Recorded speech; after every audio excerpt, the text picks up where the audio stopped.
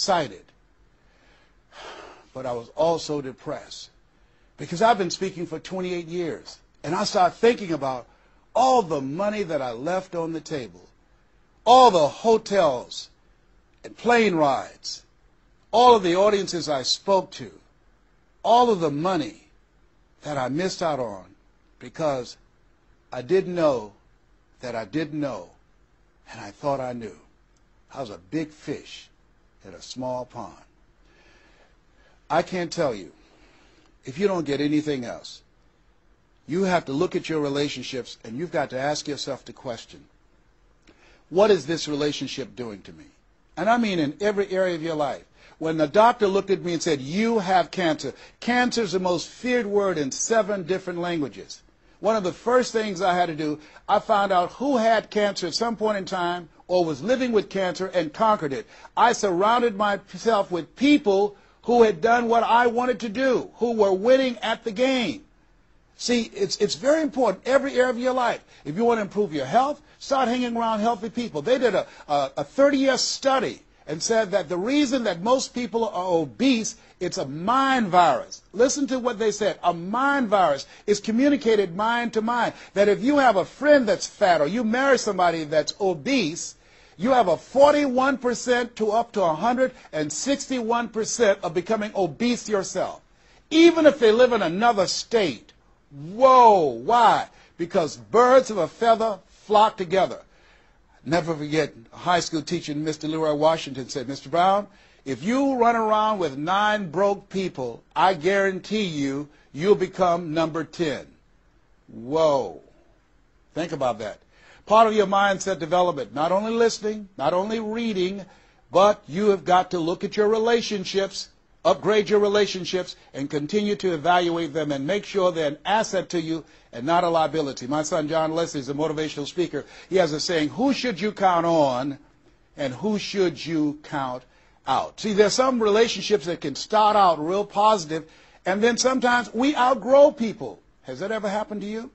Have you ever outgrown someone? Somebody you used to be close to, used to be your bosom buddy, and then you haven't been together for a time, and then when you get together, you have absolutely nothing in common. Sometimes that happens with family members. My twin brother, it's a strained conversation because he's talking about, Les, did you hear who died? No, I don't get up reading the obituary column. I'm glad my name is not there. Hello, I don't care. I'm focusing on living. Our conversations are so different. Isn't it interesting how you could be raised in the same family, same circumstances, by the same parents and end up dramatically different? It's called life. Here's the other thing that's very important. Write down the goals that you want to achieve. Write them down. Put them on a 3x5 card. And I want you to use a King James Version Bible and Matthew 7:7, ask and it shall be given, seek and ye shall find, knock and it shall be open unto you. I want you to write that on one side of the card. On the flip side of the card, I want you to write down one major goal that you want to achieve. And you want to read that 3 times a day. 3 times a day. What are you doing? You're hypnotizing yourself. And you're dehypnotizing yourself. What you're doing is you are dispelling the myths and all of the spells that you're living under. I think that a poverty mindset is a spell. I think that people go so far, and because they're mesmerized by life, they unconsciously stop. And you have to break that spell by constant attention. So on one side you read your goal, that one major goal, 3 times a day. Then the flip side, you flip that scripture over. Ask and it shall be given. Seek and ye shall find. Knock and it shall be given unto you. As you read that every day, 3 times a day, I can tell you, amazing things, breakthroughs will happen for you. Now, we're going to take a break right now, and I want you to take the time to think about this one thing. What is it that you're going to do differently?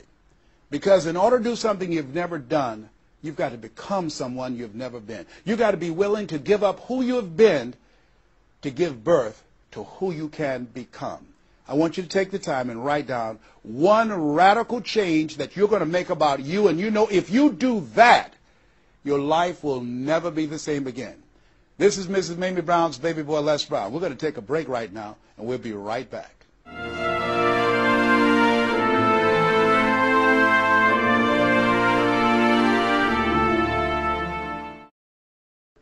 Hello, this is Les Brown, Mrs. Mamie Brown's baby boy. I hope you took some time to really go within because, see, no one knows you like you. You know what it is that you need to work on. I mean, one of my main issues that I had to dramatically change about myself was I had to develop courage. I used to go see people do things. I saw speakers on stage. My heart would say, I can do that. But I didn't have the courage to stand up for myself. For 14 years, I procrastinated. For 14 years, I kept myself as a spectator sitting on the sidelines. And then I saw a speaker, and he was so boring, the room was as quiet as a graveyard between funerals. And I said, whoa, if he can do it, I know I can do it. And because I saw what he did, and his brother-in-law was sitting next to me, and he said, you ought to be that boring and earn the kind of money he earned. I said, how much did they pay him? He said, $5,000. I said, $5,000? He's only been talking for about 45 minutes or an hour. He says, that's how much they make. Now, I wasn't earning $5,000 a month. I said, wait a minute. If he can do that, I know I can do that. Have you ever done that before? He gave me courage. And so at that moment, now that was a decision. I didn't have to have his example of somebody that was less talented than I was to give me the courage. I should have had the courage to stand up myself, to believe in my own stuff. But the truth of the matter is, I didn't. And I can't unscramble those eggs. I cannot pull those years back. I cannot recapture those 14 years. Maybe, that's why my favorite book says, forgetting those things which are behind, reaching forth unto those things which are before. And press toward the call of your higher calling. Press toward that mark of your higher calling. And that's what I do.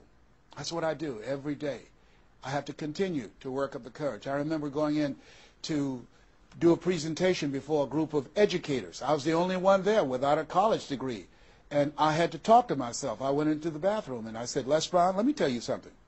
What do you care about the fact they have MBAs and PhDs? That only means pile high and deep to you, and not any disrespect for credentials. They're very important. But I had to get myself together. Hey, look here, you can't go in there worrying about what they have. Just bring what you have. You got 7 children you got to take care of. You got a mother you have to take care of. And you have something to say.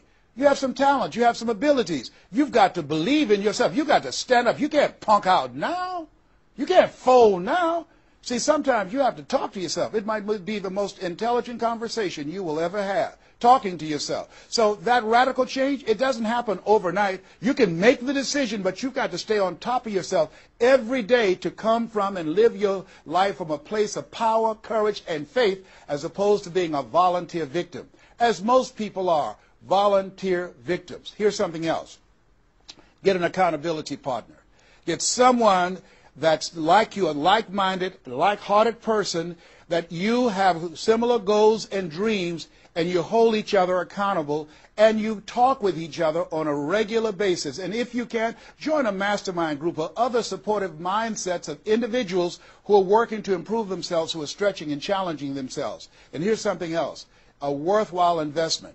Find yourself a coach. Find someone in your industry, find someone in your area of interest that you can invest in yourself and have an accountability coach. I have a coach. I spend over $100,000 a year on my personal growth and development on my coach. Why, Les? You're Les Brown. You were selected one of the top 5 speakers in the world. You got the highest award from Toastmasters.